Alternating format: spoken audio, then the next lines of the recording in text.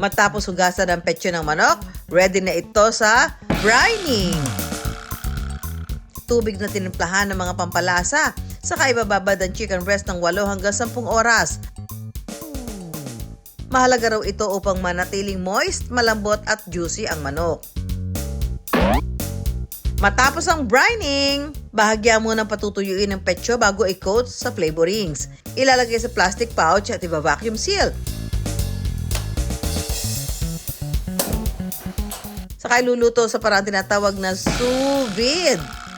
Ang sous vide ay isang French cooking method siya na water bath. Long process siya, unlike sa mga grilling at saka mga pan fry. Nagtitake siya ng almost an hour above. Naka-controlled temperature siya doon sa particular na gusto mong temperature, which in our case, naka 63 to 64 degrees kami Celsius. Matapos ang sous vide, ibababad naman ng petso sa tubig na may yelo ng kalahating oras at pwede nang i-chiller o freezer. Ang chicken breast, di ba, alam naman natin na medyo blunt ang lasa niya. So dito, nag-infuse lang tayo ng mga flavorings and then actually mga basic salt and pepper, ganyan-ganyan, para hindi naman maging boring yung lasa ng ating chicken breast.